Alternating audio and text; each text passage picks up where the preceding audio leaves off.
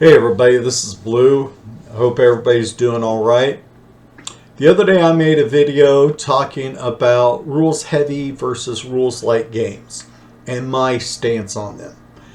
I personally prefer rules heavier games because I prefer the structure that they provide, and it can help prevent some bad behaviors or bad ideas in role-playing games.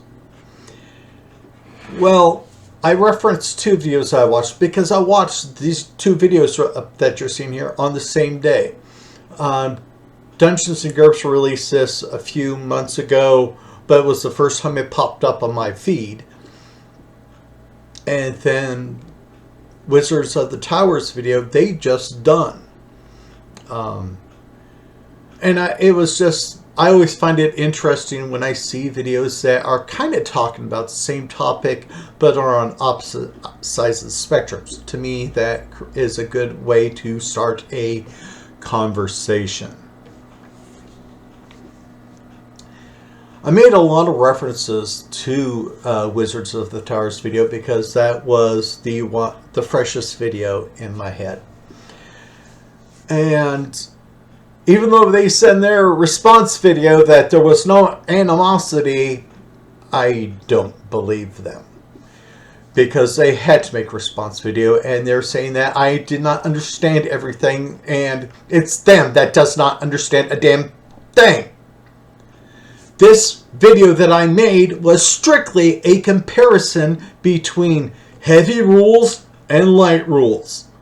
It was not about all the reasons why people went to light rules. It was simply they were talking about light rule games, and I was just wanting to compare it to heavier rule games. Because it is my opinion that heavier rule games, games that have a lot more structured rules and details to it, give more. You can get a better story out of it, and it takes away from some of the BS that some bad players will try to do. In their videos, they're talking about rules lights, how it is more open, and if you can think it, you can do it. Not all the time. If you have a decent GM out there, there's going to be things he's not going to allow, and they can hopefully block some stupid ideas. But unfortunately, if they say, well, where's the rule that says I can't, and it can cause drama, and drama takes away from the game. Thus, rules heavier games are a little bit better to me. In my video, I also made some analogies. Analogies are great for me because it is my opinion that they make you visualize it. And if you can visualize, you can then see a perspective. Hopefully you can see a perspective. And they chuckled on that because I was talking about food.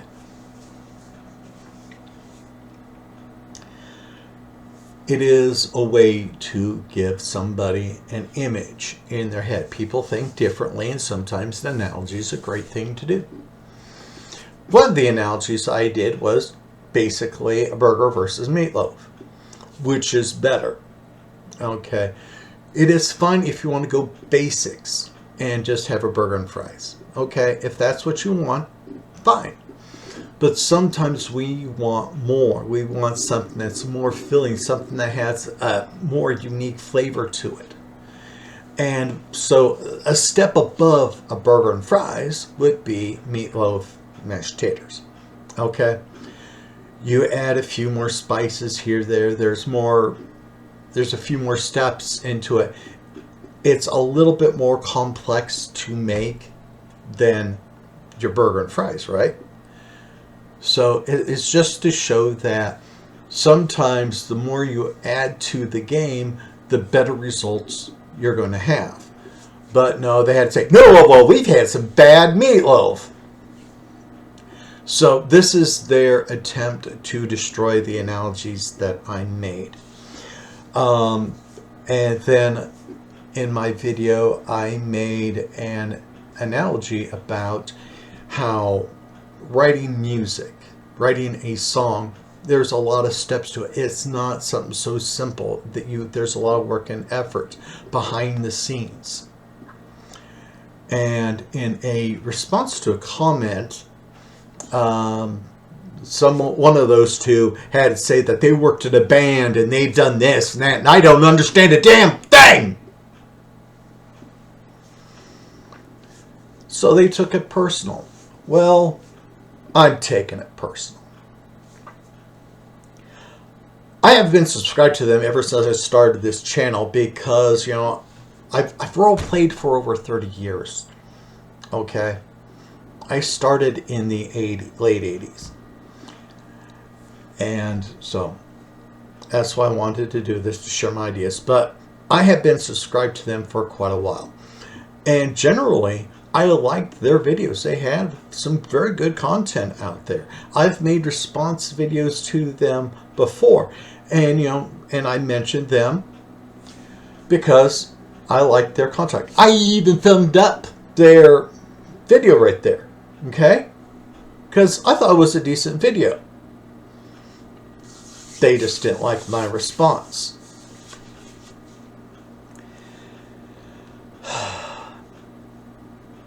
They said that to role play, all you need is pen, paper, dice, and sand.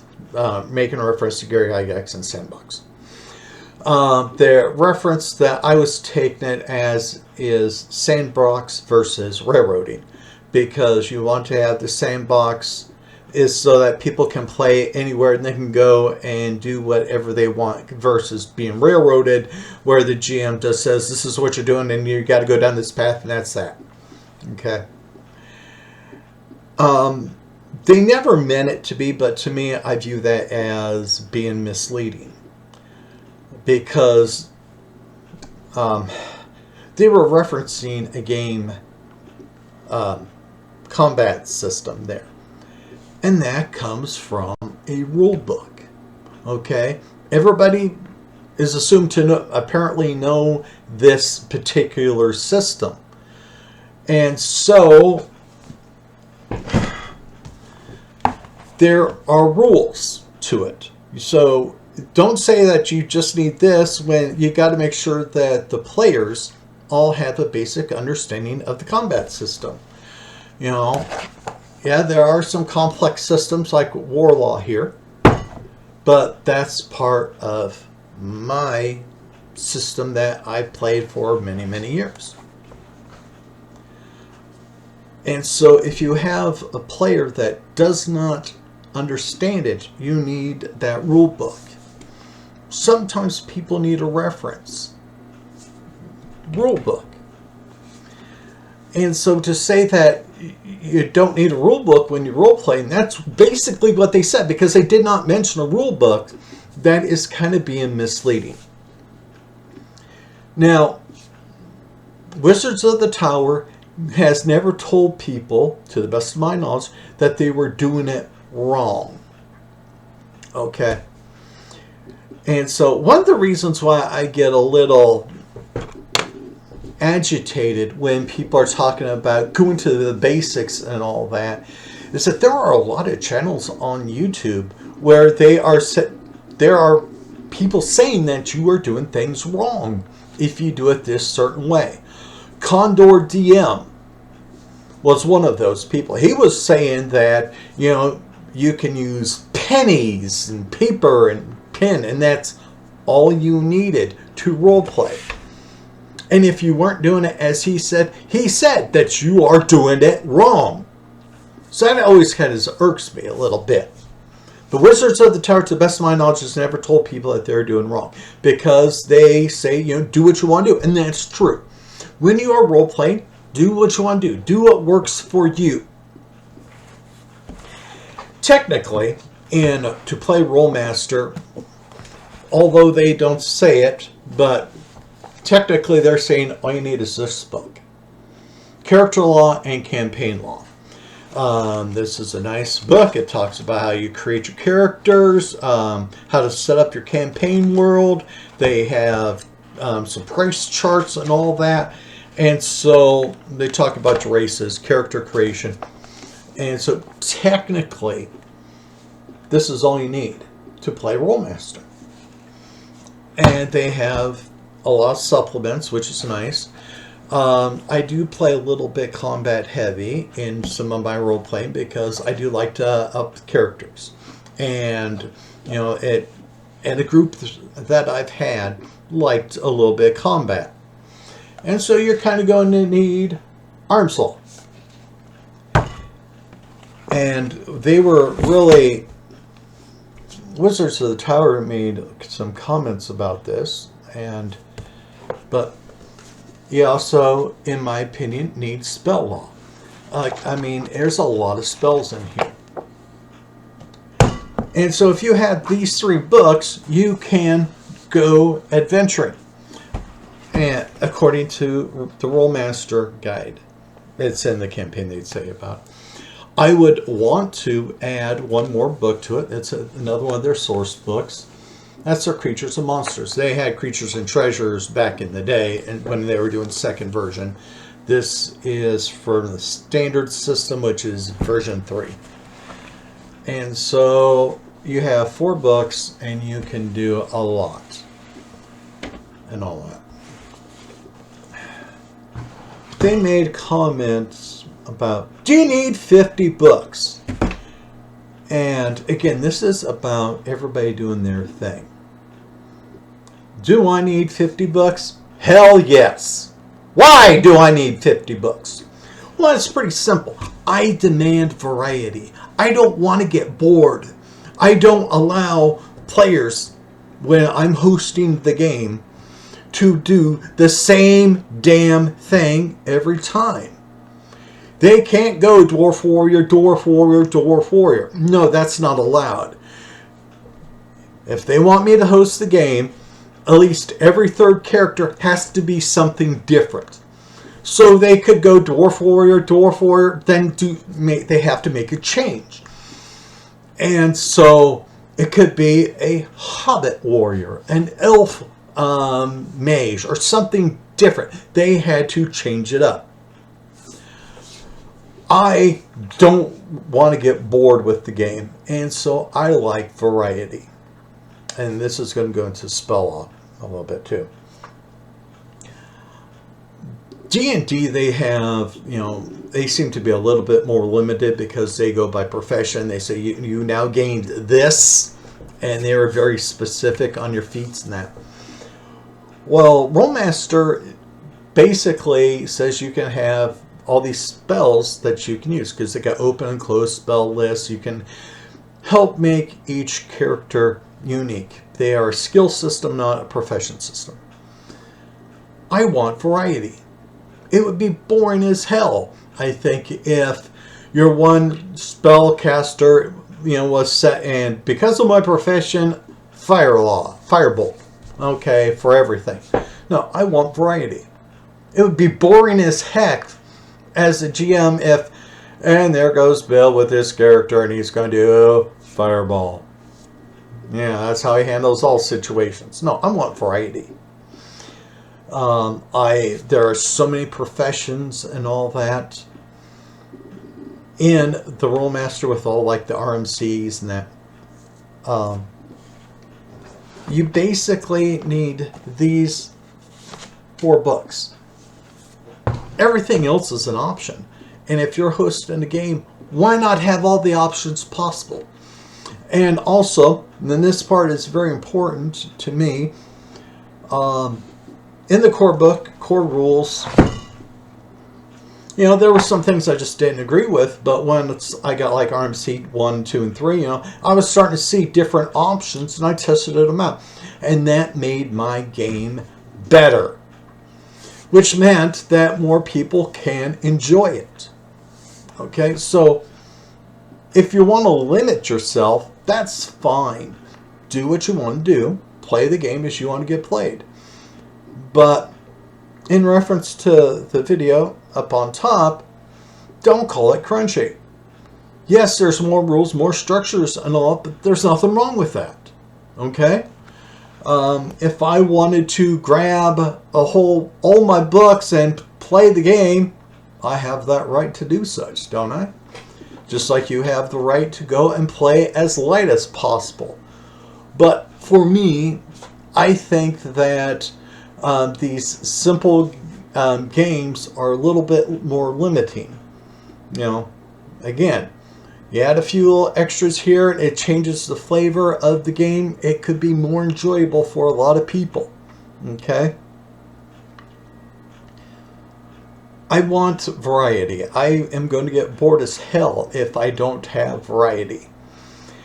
And so I wanted to make things different. I could do one campaign one way and then campaign with a different group, completely different way, but still be playing Rolemaster. It's just I know that this one group does not like this, or they love this other option, and that's how we play it. And so, rules heavy, I think, is better for me. Okay? I'm trying to remember everything they said. But, you know, I'm going to follow the advice of Kathy here. If you want to be calling games crunchy, then the other term needs to be crispy. The great thing about crunchy is that, you know, it's stiff, it's also thick, so it can support some weight. Okay, crunchy I think is great. These rule lights games, well, they're crispy. They're thin. They can't handle much weight. They're going to snap. And that's my problem with it, because if you are a new GM, DM, whatever your game system calls you, and you don't have the greatest understanding of all the rules and that the limited rules that you have, your game can collapse pretty easily. Okay, so crunchy is better than crispy.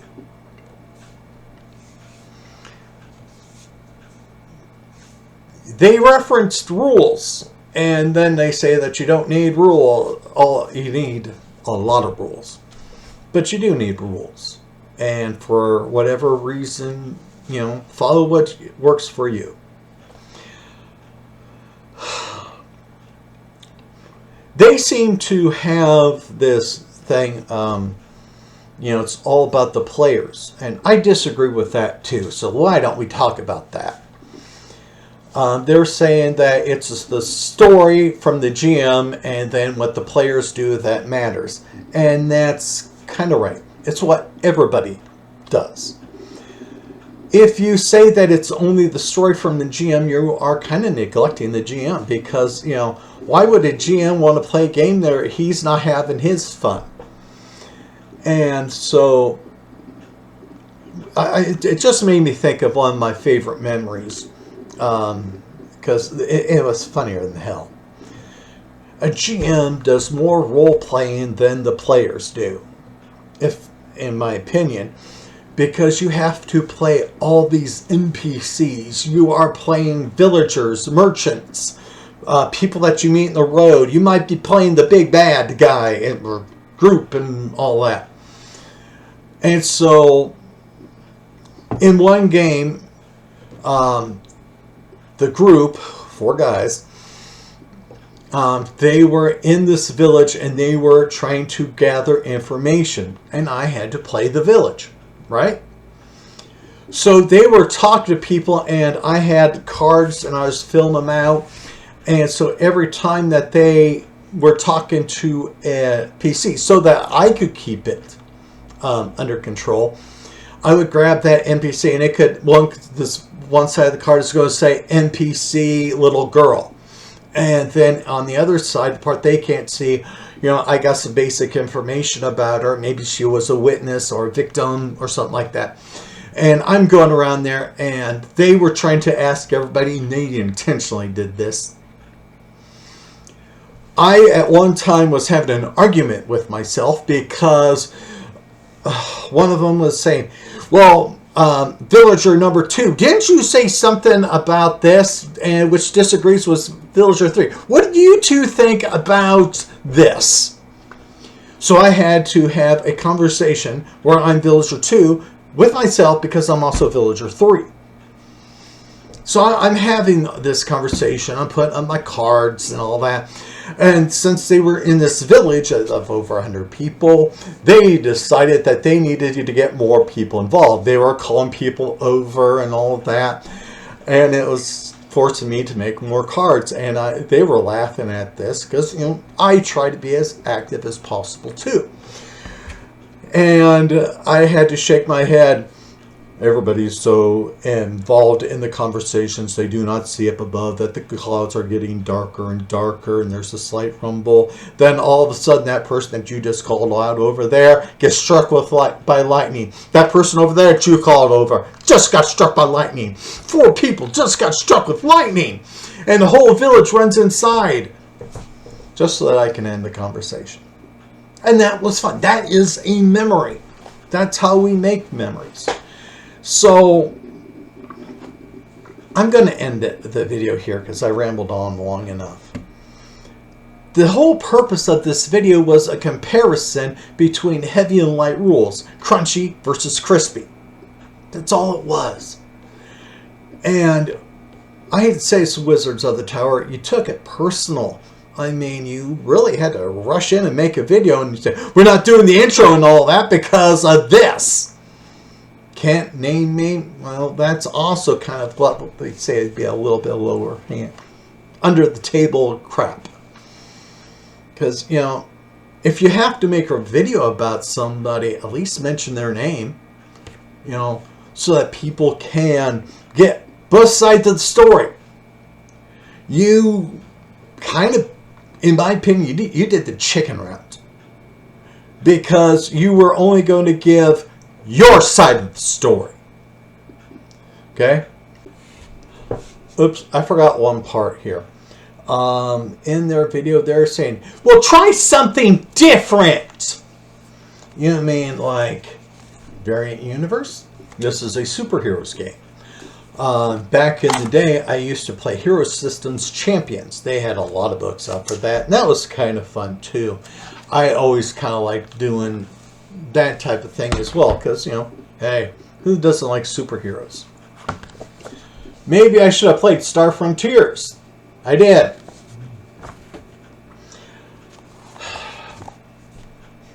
This is This is another Hero System game. This is their fantasy system, and it took a little bit to get used to, but it's kind of a fun game too. Maybe I should have done GURPS. Maybe some Rune Quest. I also have Rift's books.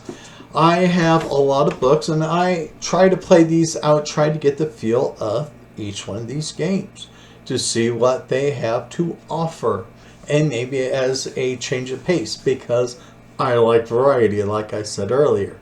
So, anyway, take care. Be at peace.